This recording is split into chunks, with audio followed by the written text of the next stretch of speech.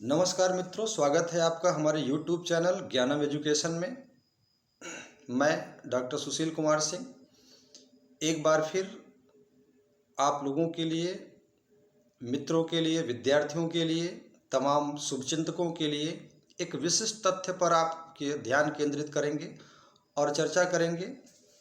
जो आने वाली आगामी उत्तर प्रदेश पुलिस की परीक्षा है, कुछ विशेष तथ्य है।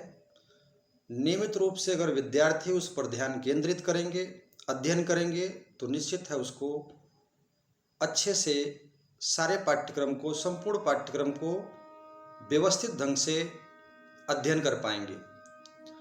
अगर आप यूपीपी में देखें तो सिलेबस के अकॉर्डिंग अगर आप देखें तो 3-4 टेक्स्ट बुक का हम वर्णन करना चाहेंगे, जो खास करके उत्तर प्रदेश पुलिस की तैयारी के लिए बहुत ही वस्तुनिष्ठ रूप से उपयोगी सिद्ध होगा। जिसमें आप लूसेंट की किताबें पढ़िए, और लूसेंट की किताब आप नए एडिशन कर पढ़िए, पुराने एडिशन का मत पढ़िए। 2025-26 का जो नया एडिशन आए उसको पढ़िए, क्योंकि तमाम चीज़ें जो है वो करंट में क्या है और कुछ तमाम विषयों में परिमार्जन होता रहता है, परिशोधन होता रहता है, नए तथ्यों का जुड़ाव होता रहता है। तो किताबें हमेशा जो है नए एडिशन का ही पढ़ना चाहिए। तो उसमें हम बात करते हैं कि उत्तर प्रदेश पुलिस के लिए कौन सी किताबें सबसे बेस्ट है, कितनी अच्छी है और कैसे पढ़ना है। इन सब की चर्चा हम आगे करेंगे विस्तार से। तो हमने पहला आपको ऑप्शन बताया है कि लूसेंट की किताबें पढ़िए। लूसेंट की 2 किताबें आप पढ़िए। एक जो वन लाइनर है, एनसीईआरटी के पैटर्न पर लिखा गया है, उसका आप अध्ययन करिए।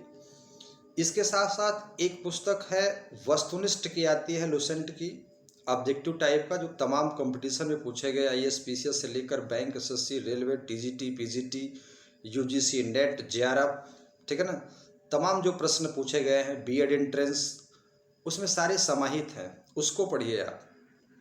उसमें सारे सब्जेक्ट है, ऑल आर सब्जेक्ट, सामान्य जानकारी उसमें आपको मिलेगी अच्छे से।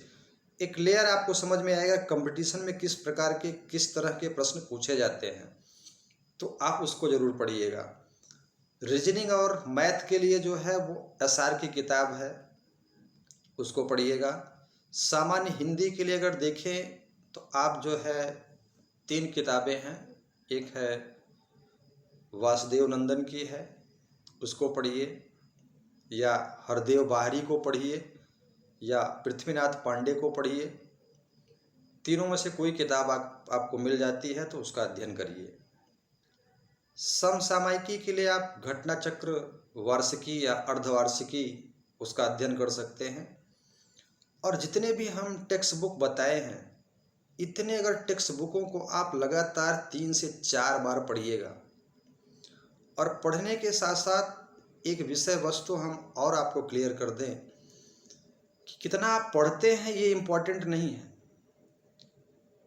इम्पॉर्टेंट ये है कि आप रिवीजन कितना करते हैं। अगर आप तथ्यों का बार बार रिवीजन नहीं करते हैं, पढ़ते जाते हैं, तो वो बहुत सारे ऐसे तथ्य होते हैं जिनकी जानकारी तो हमें रहती है जब हम करंट में पढ़ते हैं, लेकिन कुछ दिनों के बाद, कुछ महीनों के बाद फिर हम उसको भूलने लगते हैं। इसलिए रिवीजन जरूरी है, अभ्यास जरूरी है। जब आप बार बार किसी विषय वस्तु का बार बार रिवीजन करते हैं, एक पुस्तक को कई बार पढ़ते हैं, तो वो सारे तथ्य आपके चेतन अवस्था, चेतन मन में आ जाते हैं, जो आपके अचेतन मन में रहते हैं। और वो जब बार बार पढ़ते हैं तो वो आपके व्यवहार में आ जाता है। और फिर जब आप कंपटीशन में बैठते हैं, एग्जाम हॉल में बैठते हैं, और जब 4 ऑप्शन आपके सामने आता है, तो उसमें आप क्या सही है, क्या गलत है, इसका अच्छे से निर्णय कर लेते हैं। और किसी विषय वस्तु को, कोई भी सब्जेक्ट हो, ऑल आर सब्जेक्ट हो, पढ़ने के लिए हमें पढ़ने के साथ साथ रिवीजन करना बहुत ज़रूरी है। और किसी भी पुस्तक को हम एक बार में पढ़कर सारे तथ्यों को नहीं समझ सकते। हम जितनी बार उसको पढ़ेंगे उतनी बार हम तमाम नए चीज़ों को पाएंगे, उसको अंडरलाइन करेंगे। और किसी टेक्स्ट बुक को पढ़िए तो अपना नोट्स जो है वो स्वयं बनाइए, स्वयं लिखिए और उसका अध्ययन करिए।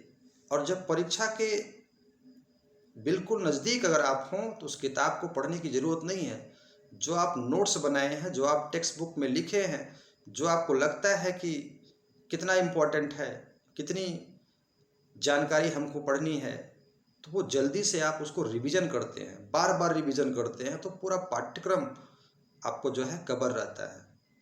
और फिर अगर उससे रिलेटेड कोई प्रश्न पूछा जाता है तो निश्चित है आप उसका जवाब दे लेते हैं।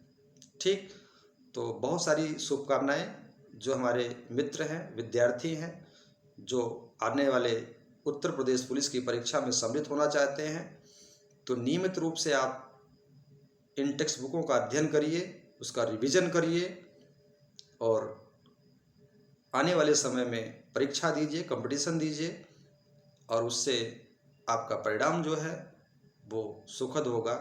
धन्यवाद।